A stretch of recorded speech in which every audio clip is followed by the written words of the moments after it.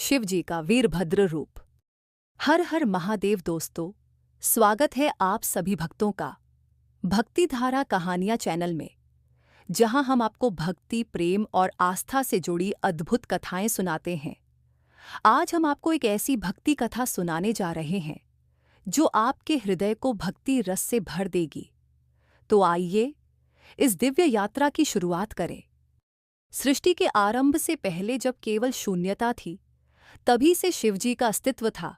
वे आदि योगी, आदिनाथ और संहार के देवता माने जाते हैं। वे सृष्टि की गति के रक्षक हैं, और जब अन्याय अपने चरम पर होता है, तब शिवजी का तांडव संहार का मार्ग बनता है। यह कथा उन्हीं के एक अद्भुत और प्रचंड रूप वीरभद्र की है, जो केवल विनाश नहीं बल्कि प्रेम, सम्मान और न्याय के लिए अवतरित हुआ था। बहुत पहले की बात है। देवताओं और ऋषियों की सभा में एक अपूर्व घटना होने जा रही थी।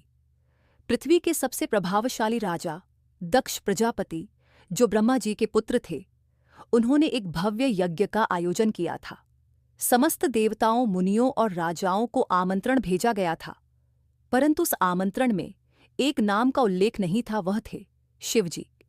दक्ष के मन में अहंकार था।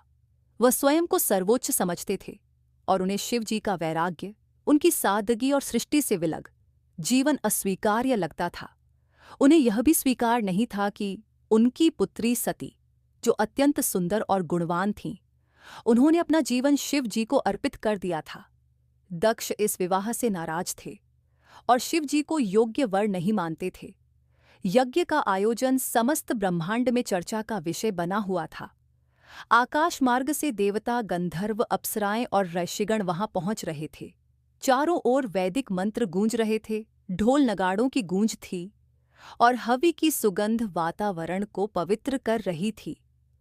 उधर कैलाश पर्वत पर सती अपने पति शिव जी के साथ ध्यानस्थ थीं।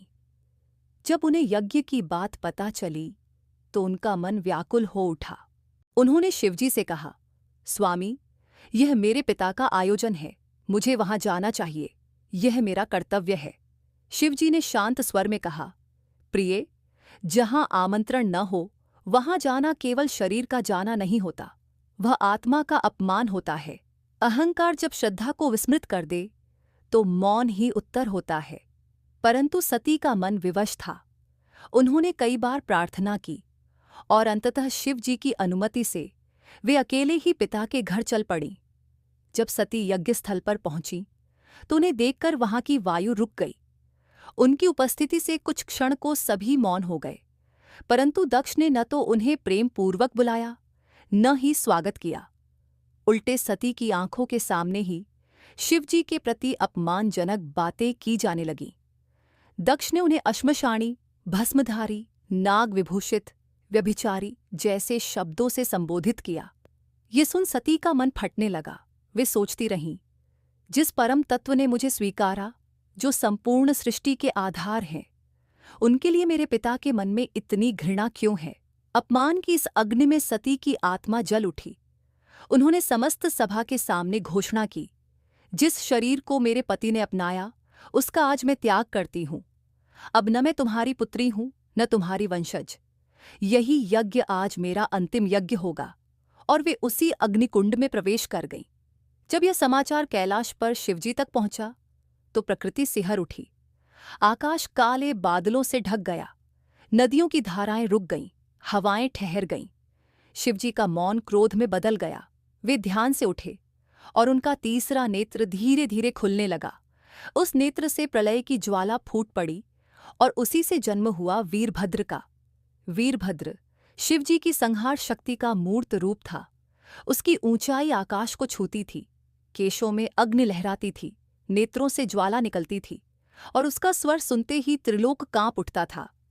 शिवजी ने केवल एक वाक्य कहा, वीरभद्र, जाओ और इस अधर्म का अंत करो। वीरभद्र वध करने नहीं, न्याय लाने चला था। वह यज्ञ स्थल की ओर बढ़ा। उसके साथ गणों की सेना थी, भूत, प्रेत, पिशाच, यक्ष, किन्नर और सिद्ध। वे सब उग्र थे, परंतु वीरभद्र का तेज सबसे प्रचंड था। यज्ञ स्थल पर अभी भी यज्ञ चल रहा था। आकाश में अशुभ संकेत प्रकट होने लगे। हवाएं विषाक्त हो गईं, अग्नि मंद पड़ गई। तभी वीरभद्र वहां पहुंचा। उसके गर्जन मात्र से पर्वत हिल उठे। वीरभद्र ने यज्ञ मंडप को तहस नहस कर दिया। देवता भागने लगे। ऋषियों की माला गिर गई। दिक्पाल थर्रा उठे। फिर वह दक्ष के सामने पहुंचा। दक्ष भय से कांपने लगा, परंतु वीरभद्र ने बिना कोई क्षमा दिए उसका सिर काट डाला। यज्ञ रुक गया। ब्रह्मांड में शोक और भय व्याप्त हो गया। परंतु उसी समय शिवजी वहां प्रकट हुए। उन्होंने वीरभद्र को शांत किया। उनका स्वर करुणा से भरा था, पर आंखों में अपार वेदना थी। शिवजी ने यज्ञ स्थल को देखा, जहां कभी उनकी पत्नी सती ने अपने अस्तित्व को समाप्त किया था। उन्होंने दक्ष की मृतदेह को देखा और फिर उसे जीवनदान देने का निश्चय किया, परंतु उसका सिर नष्ट हो चुका था। अतः शिवजी ने एक बकरे का सिर लाकर उसे दक्ष के धड़ से जोड़ दिया और उसे पुनर्जीवित किया। दक्ष की आंखें खुलीं और उसने शिवजी को देखा। अहंकार के बादल हट चुके थे। वह अब समझ चुका था, प्रेम, तप, त्याग और मौन में जो शक्ति होती है, वह किसी भी राज्य या संपत्ति से बड़ी होती है। वह शिवजी के चरणों में गिर पड़ा और कहा, प्रभो, मैं अंधा था। आपने मुझे नया जीवन ही नहीं, नई दृष्टि भी दी है। शिवजी ने सबको क्षमा किया, परंतु सती का शरीर तो अब नहीं था। वे मौन साधना में चले गए। कुछ वर्षों बाद सती ने हिमालय राज के घर पार्वती के रूप में जन्म लिया। उन्होंने फिर से शिवजी को पति रूप में पाने के लिए घोर तप किया और फिर एक बार पुनः विवाह हुआ, प्रेम, श्रद्धा और साधना के साथ। परंतु वीरभद्र, वह शिवजी की छाया था। शिवजी ने उसे आशीर्वाद दिया, हे वीरभद्र, तू मेरे रौद्र स्वरूप का अमर प्रतीक है। जब जब पृथ्वी पर धर्म का अपमान होगा, जब जब प्रेम का तिरस्कार होगा, तब तब तू जागेगा।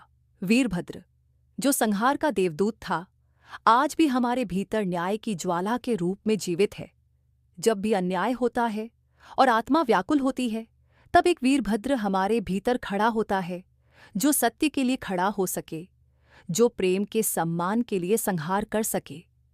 शिवजी का वीरभद्र रूप केवल रौद्रता नहीं, बल्कि प्रेम के अपमान पर उठी आत्मा की ललकार है। ये रूप हमें सिखाता है कि प्रेम के बिना शक्ति अधूरी होती है और शक्ति के बिना प्रेम कमजोर।